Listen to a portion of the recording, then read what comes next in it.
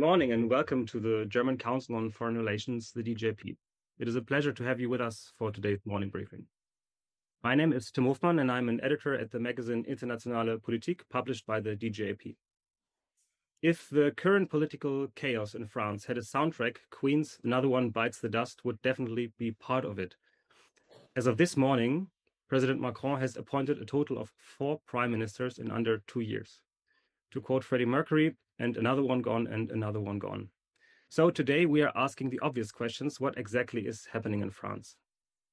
On Monday, then Prime Minister François Bayrou lost the confidence vote after only 9 months in office, resulting in the collapse of his minority government.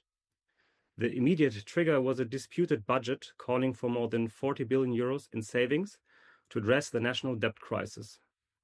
Bayrou's plans to reduce the budget deficit neither convinced public opinion nor won over his opponents in parliament.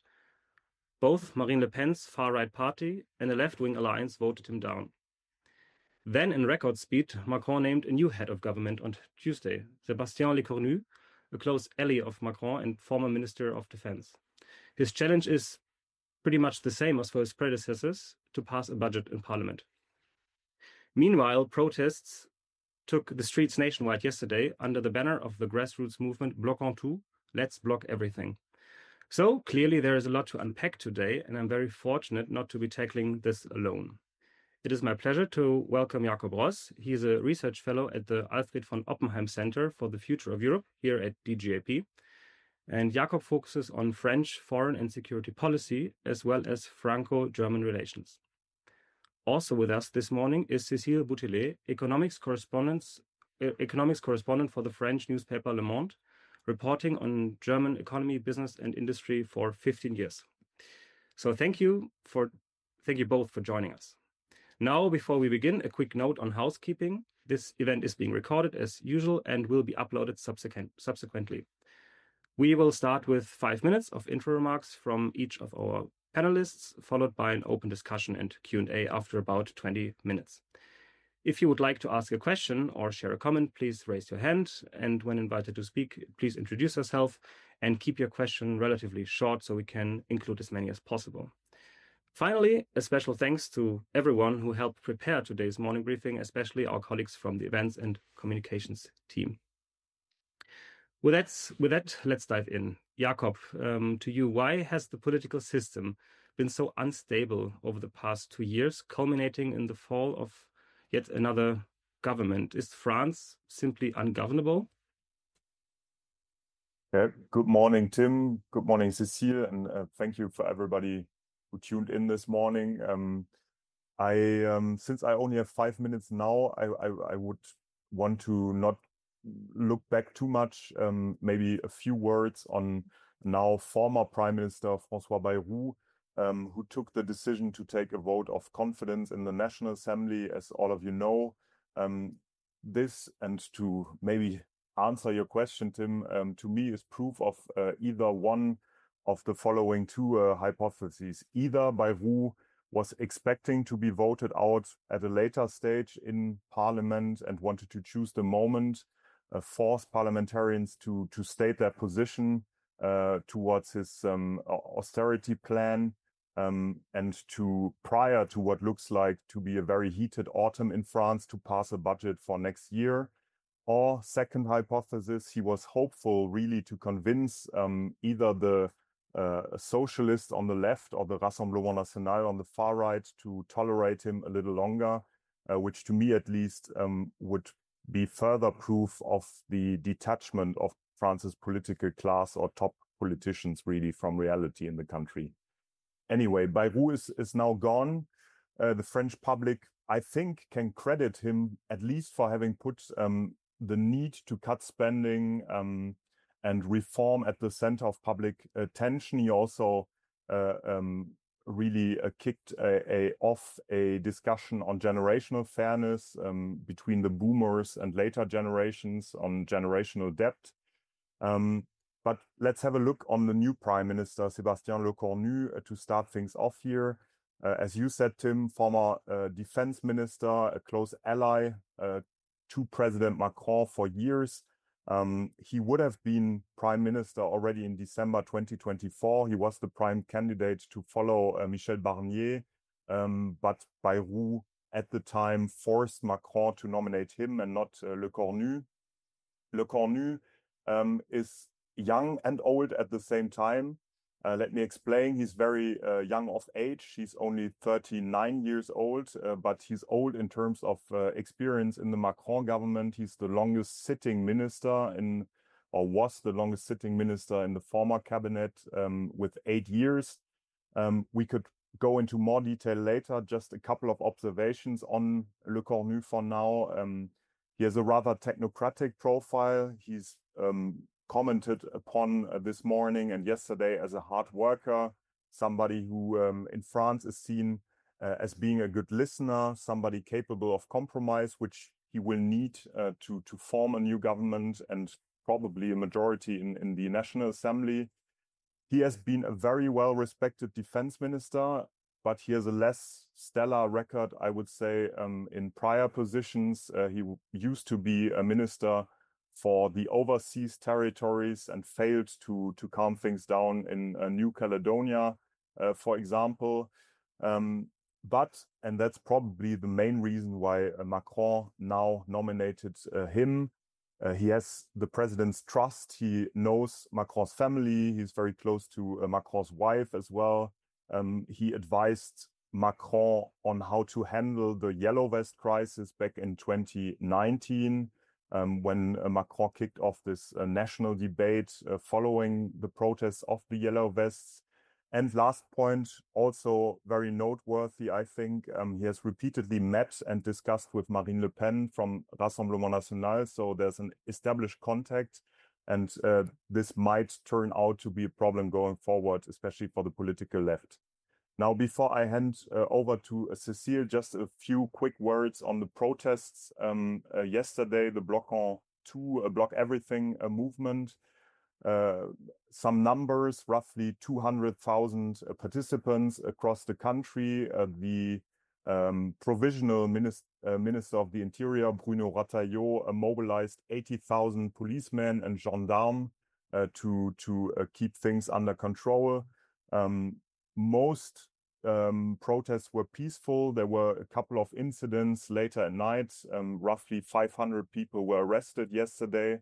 But I think these movements, at least the first day of this protest, looked quite different from the Yellow Vests. First of all, it happened in the middle of the week. So I guess a lot of working people couldn't attend, were not capable or willing to attend, which is a stark difference to the Saturday Yellow Vest protests. And it seemed to me that the protests were very diverse in their demands. You had people from the far right initially. Now, yesterday, you saw many people from the far left, some anarchists, anti-capitalist movements, but also former Yellow Vests at times, or pro-Palestine protesters.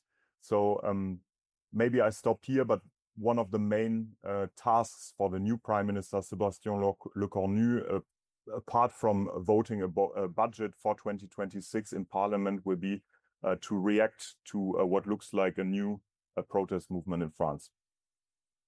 Perfect, thank you. So Cécile, over to you. Jakob already mentioned the protests yesterday. From your perspective, what's really at the core of this widespread dissatisfaction and anger among the people in France with the economic situation? Yeah, good morning. Thank you for having me today. I'm very happy to be part of this discussion. Yeah, I would like to start with this movement. Thank you, Jakob, for your first analysis. Yes, let's block everything. Bloquons tout. It's a social and economic ground of which the political crisis is built. It's important to remember. It has difference that's clearly different from yellow vest, but it's echoes. It echoes this first movement, and it echoes also the large mobilization against the pension reform in 2023, which didn't succeed. It's important to notice that Bloquons tout is a loosely organized movement. It escaped the control of the trade union. It used the streets and sent a message of distress and frustration, and relies heavily on social media. So I would say so like the Gilets jaunes, the yellow vest, they don't have really leaders, and the message, the only message they have is a desire to oust President Macron. So you have definitely different kind of people, different kind of groups. It's very hard to organize politically, but all of this anger is directed against President Macron. It has become the focal point of frustration. I would say the protests reflect the economic hardship of those living on very low wages. That's important. You have many very low wages in France, but you have high housing price and transport costs. Many rely on social benefit. It makes the situation or the budget situation very complicated.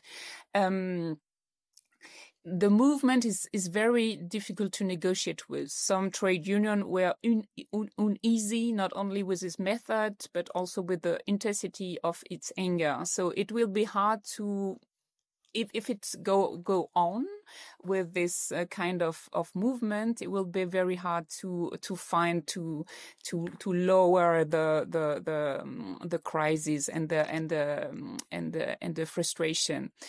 I would say a word about what I observed. I'm a reporter above all, and what I observed during my 4 weeks in France this summer. As always, you find in France magnificent towns and villages, but also many ghost streets where shops have closed down. So it's much more than 10 years ago. It's really you find the really ghost cities, and inflation has made things worse. People go out less, they consume less. The region feel poorer, peripheral. Meanwhile, it's an extraordinary display of wealth in some area.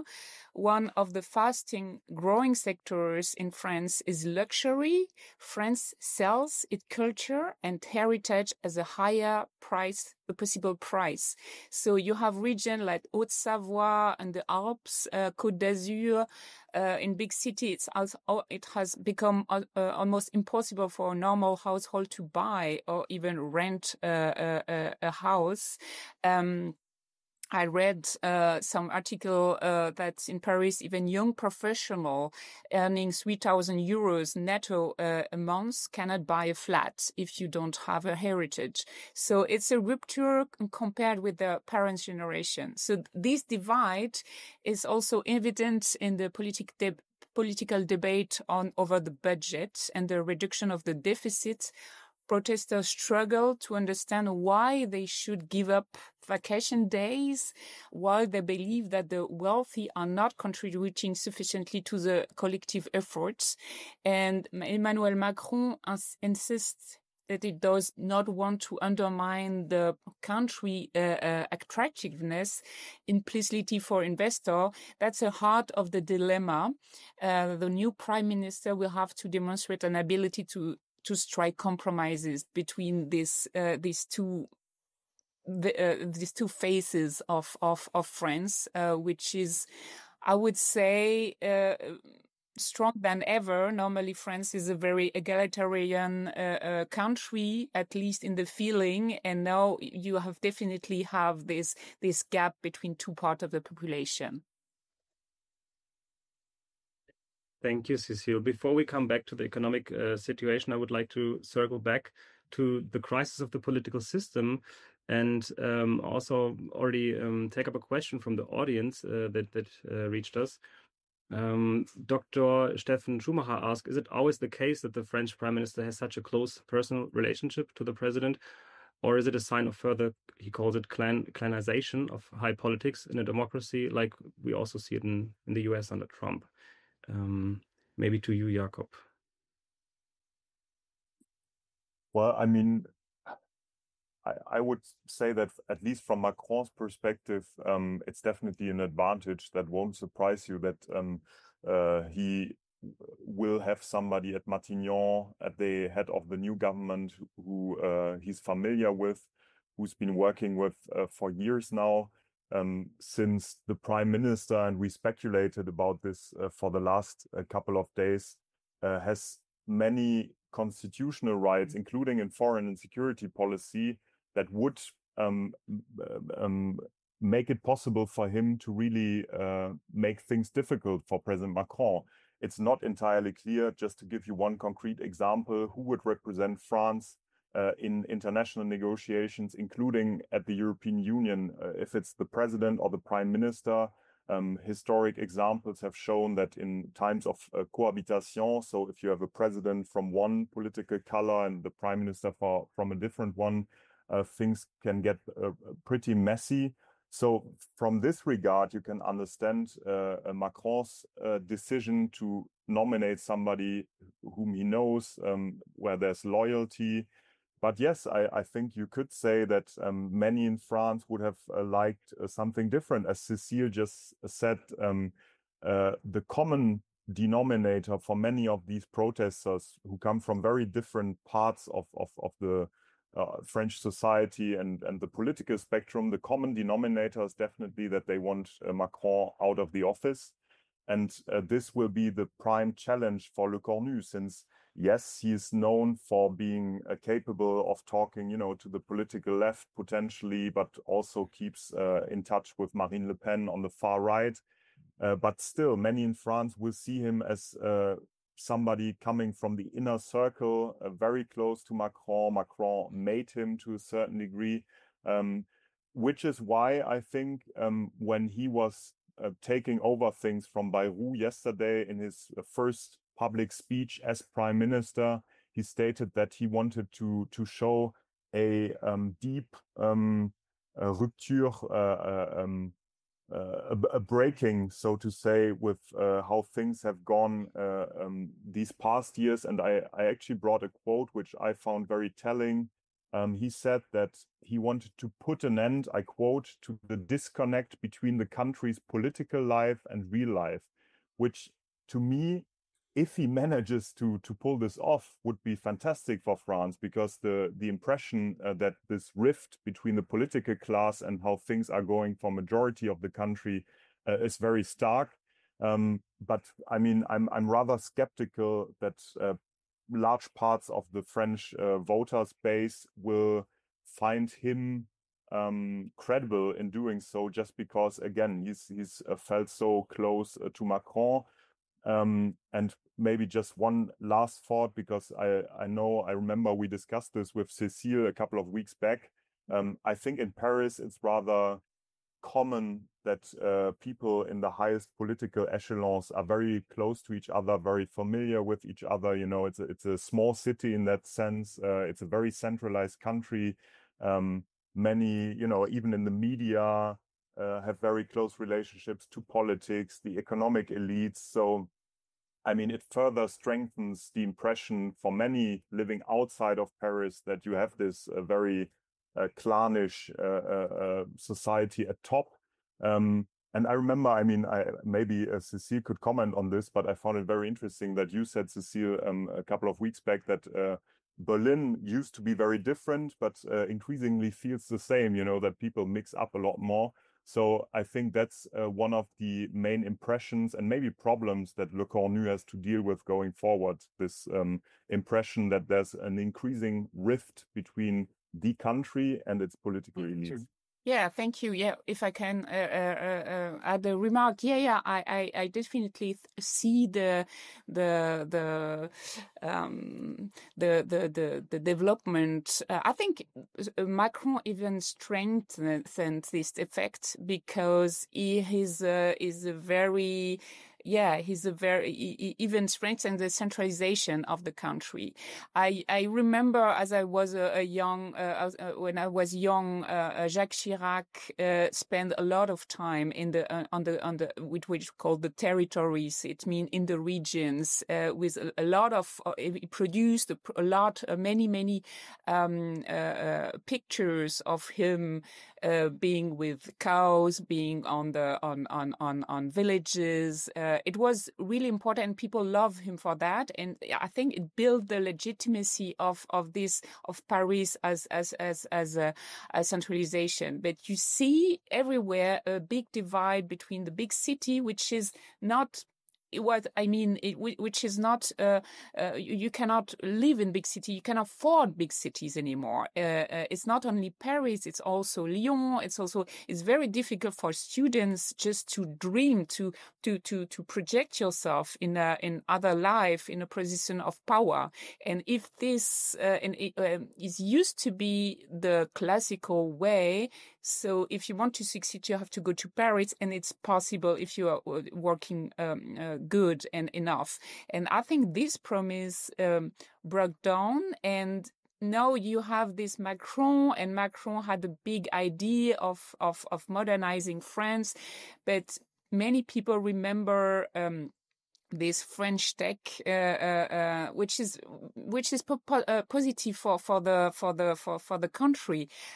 He communicates a lot about French tech, about new economy, about digitalization, and so on. But the reality is this economy is concentrated in Paris among very few young people going out from the best business schools, high schools, business schools, and that's many people have the feeling he doesn't even know the situation what we are living. He doesn't even know that we don't have enough to live or the very normal life. And I think Macron is incarnating this impossibility or this big divide between the territory. And as I said, some part of the territory live with tourism, so you have to sell yourself very, very high if you want to live from,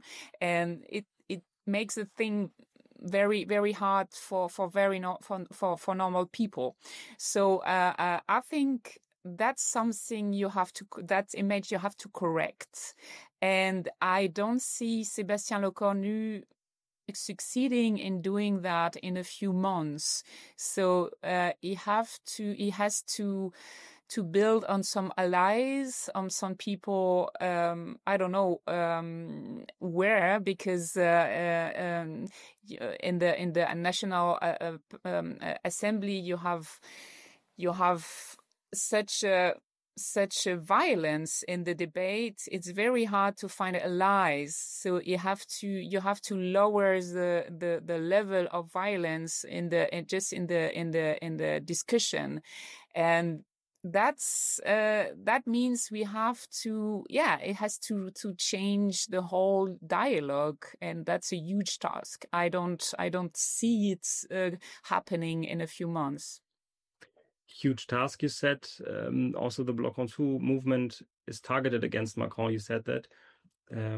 So, addressing now the elephant in the room, how likely is it, or under what conditions do you see potentially Macron resigning, which is a scenario that he ruled out, which then would result in early presidential elections, which are planned for 2027, and then we also have to talk about Marine Le Pen. So, what is your assessment on Macron maybe resigning? Starting with you, Jakob. I don't see Macron resigning at any point, really. He seems to be convinced that he still has a role to play until 2027 in external policy, for sure. I mean, he's been crucial for the coordinating efforts. Just again, for one example, concrete example of the so-called coalition of the willing with the British. So I don't think that he would give this position up. And even in interior politics, as bizarre as it might sound, I think Macron might still be convinced that he's responsible for, unifying the country and avoiding a electoral victory of the far right in 2027. So I don't see him resigning, opening the pathway for presidential elections. But if Sébastien Lecornu fails to build a broader basis in Parliament to vote a budget for 2026, to get maybe the Parti Socialiste, the Socialist Party, on board for his government, then many in France say that he's the last bullet of Macron, and that if he fails, then Macron would basically be forced to dissolve the National Assembly again. So we would have renewed elections, not presidential elections, but legislative elections, which then, I mean, just now, prior to the nomination of Sébastien Lecornu, there was a lot of polling. We saw that things would not have changed that much in the National Assembly. Actually, Rassemblement National might have gained a little. Macron's allies would have lost a little, probably, but it wouldn't have drastically changed the situation. Very unlikely at this point that the Rassemblement National would have won an absolute majority, which would have then obliged Macron to nominate a prime minister from this party. So, I mean, it's very hard to predict, really. And I think that much will depend, as Cécile stated earlier, on Lecornu's capacity to convince different political forces on the center left to join some kind of government of national unity, to get a reform process started. But I agree with Cécile in that reforming France, reforming the political culture in France, reforming, state spending, the huge deficit won't happen until 2027. That's a much longer term process. So Lecornu and Macron might build a base for that, but they won't finish the process for sure. Something that might happen before, sorry, Cécile, something that might happen before 2027 is that potential downgrade of France's debt rating. So maybe we also have to talk now about the broader implications, the repercussions for Europe. Cécile, to you, the question, how real is the risk of another Euro crisis? Because some commentators have mentioned that already. So are you also worried? Well, of course, you cannot ignore how France is now perceived on the markets. For years, France was considered a part of the solid core of the Eurozone. And today many investors sees differently. I read in Financial Times yesterday, France in the new periphery. It depends what you call periphery, but still the numbers tell the story. In September 2025, French 10-year government bond yields are close to or above those of Italy, standing around 3.45% to 3.50%. This is an extraordinary signal because it shows that the markets no longer treat France as a safe by default. So that this shift in perception matters, of course, for the whole Eurozone.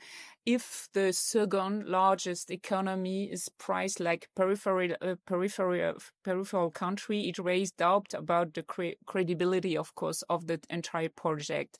I think for the moment, the contagion is limited. I think for the moment, the main expectation from the markets is politics, because France still has major strengths. It has a strong capacity for compulsory taxation, substantial public and private wealth. it advanced a lot in infrastructure. I would say the infrastructure in France is better at the one in Germany.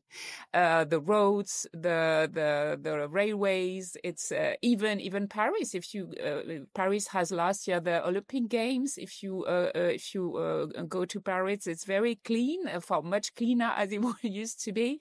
Yeah, we can maybe discuss that, but I found it more efficient, and it has still the seventh largest economy in the world. It's diversified across industry, agriculture, services, and technology, with a high level of productivity.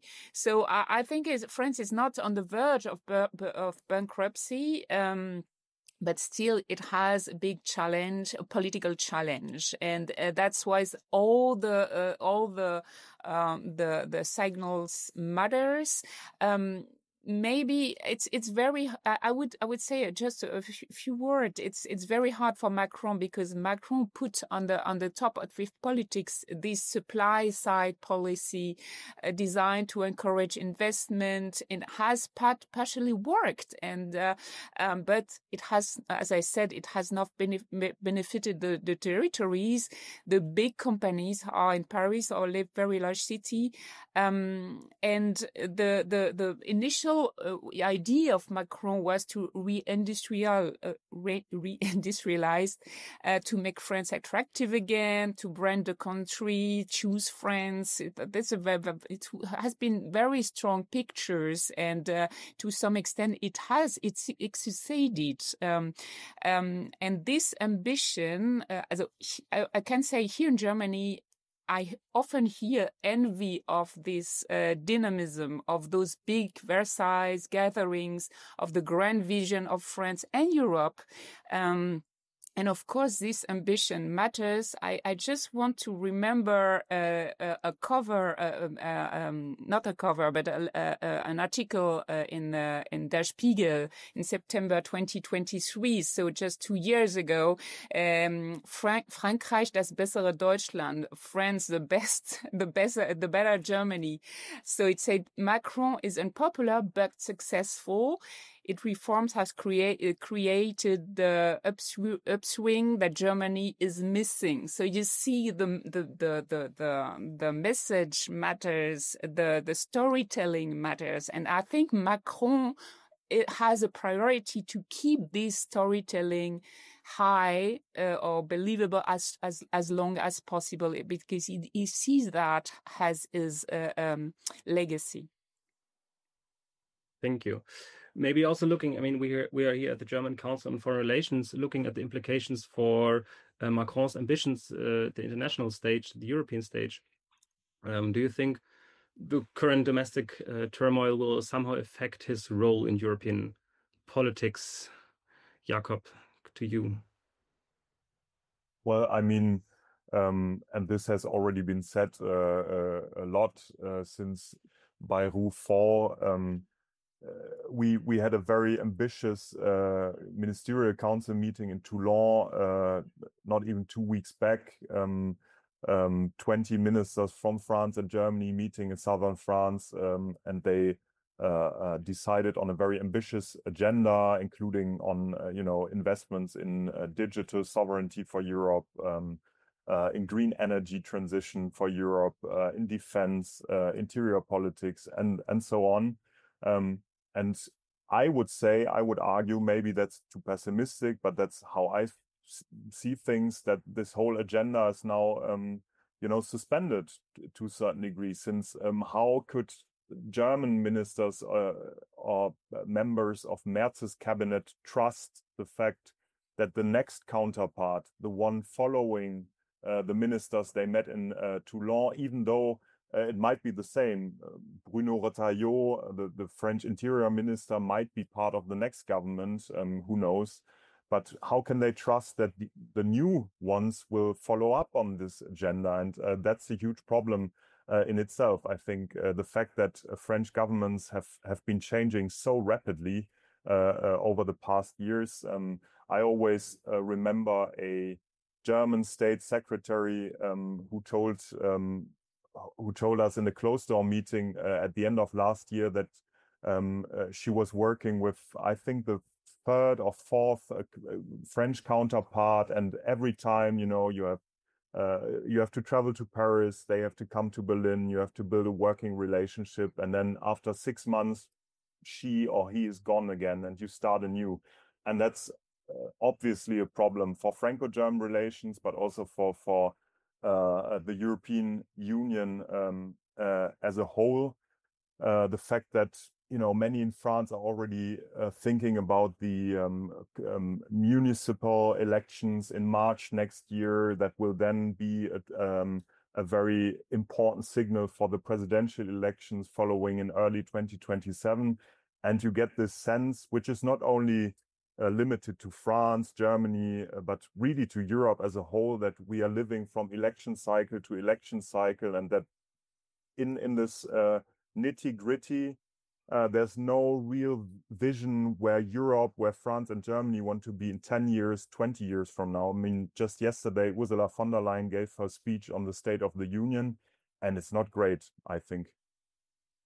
Looking ahead, presidential elections in 2027, there's a question in the chat by Johann Lindhorst. He asked, how likely is it that the centrists can build up a candidate that is able to challenge Le Pen and Mélenchon in 2027?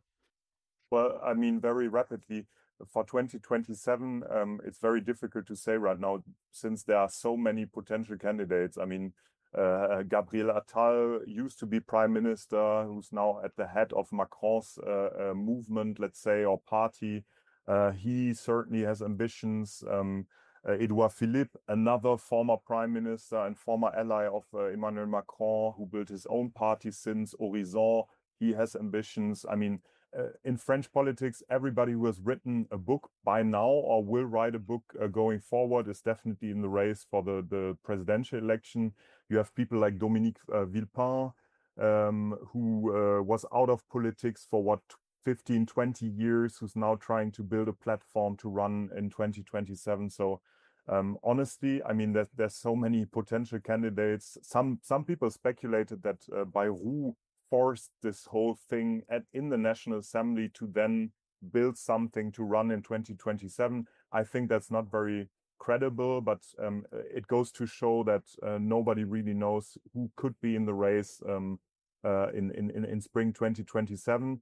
And a very quick word, sorry, on Marine Le Pen. I mean, much depends on the jurisdiction in France, since, as you know, in late March, she was convicted for well, I don't know if fraud is the correct term, but for misdirecting funds, European funds, to her national party, let's say.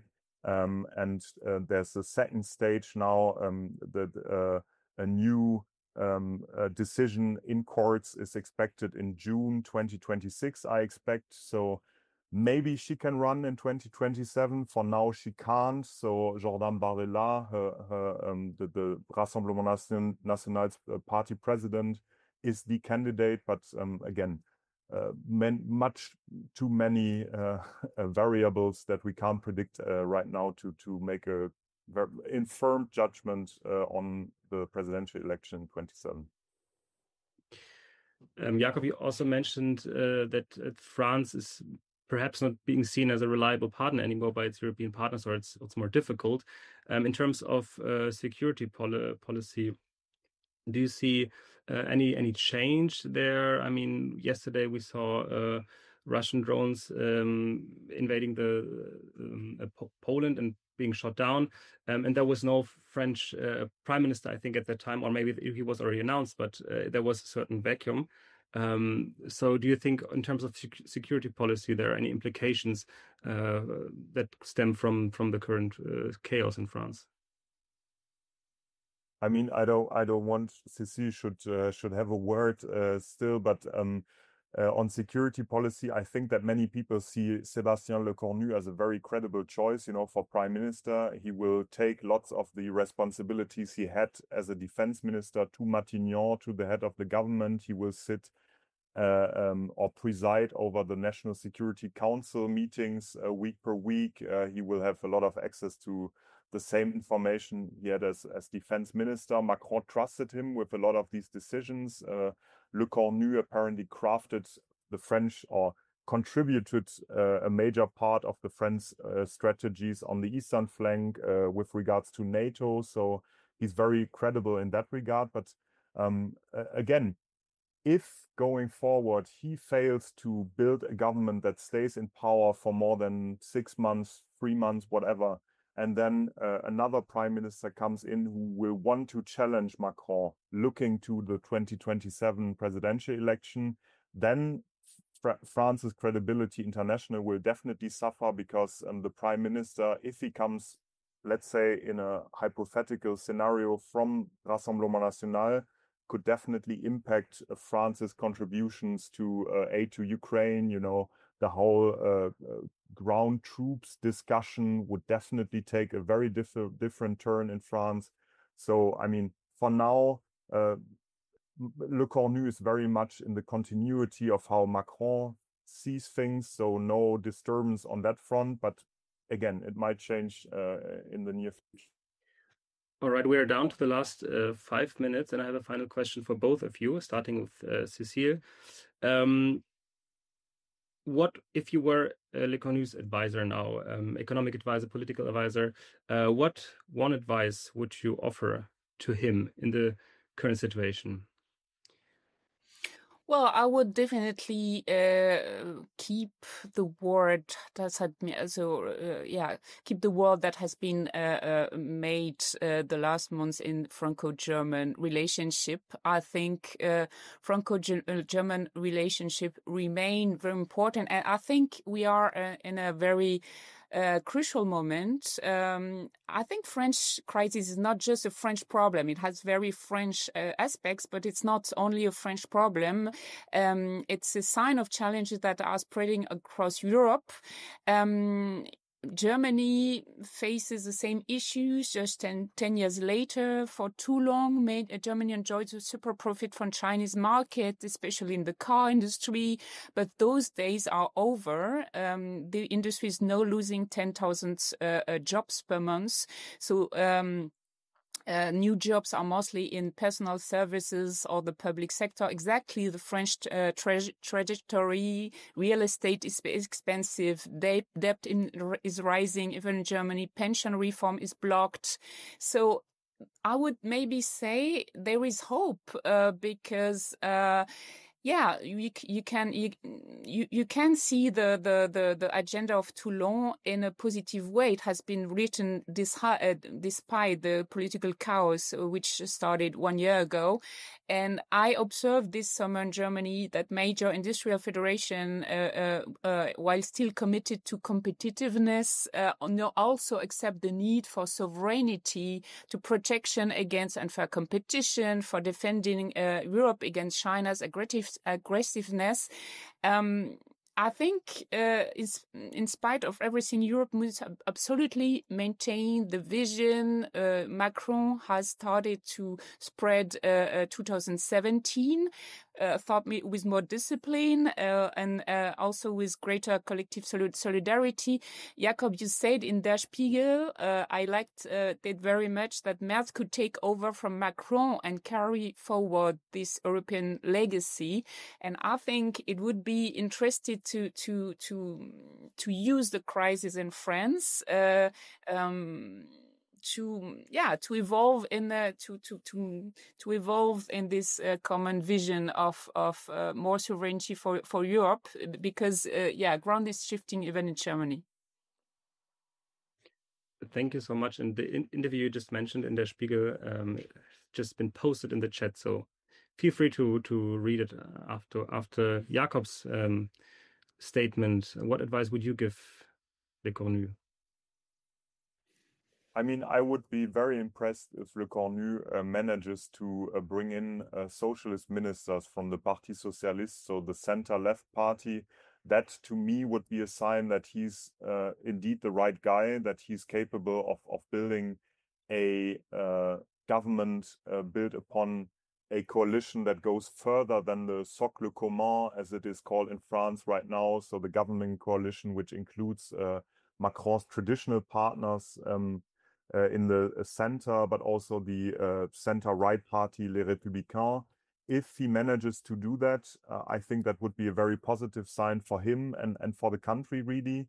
I think that he might want to try what former Prime Minister Gabriel Attal suggested right after Bayrou was ousted, namely, building an agenda first. So sitting together, and Lecornu will meet all the heads of parties in the next hours, and build what in Germany would be very similar to a coalition treaty to a certain degree, maybe not as formalized, but to build a consensus and then nominate a government on the base of this consensus, and not doing it the other way, to nominate people first and then discuss. Do I believe that this is what will happen? Not really. I think. I mean, I'm rather skeptical, unfortunately, that he will manage to pull this off. But I really hope that he does, because, again, I really agree with people saying that Lecornu is Macron's last bullet, that he's the last person that Macron is able to put in front of him to take the shot, so to say. And that if Lecornu fails to do that, then we will see another renewed election in the National Assembly, and that won't be a good path, neither for France nor for Franco-German relations, not for Europe as a whole. Yeah, thank you for your honest assessment. So decisive month for France and also Europe in the next time. And it's 9:15. Thank you, Cécile. Thank you, Jakob, for your contributions today. It was very insightful, and we will return next Thursday with the next morning briefing. Thank you for joining us, and goodbye.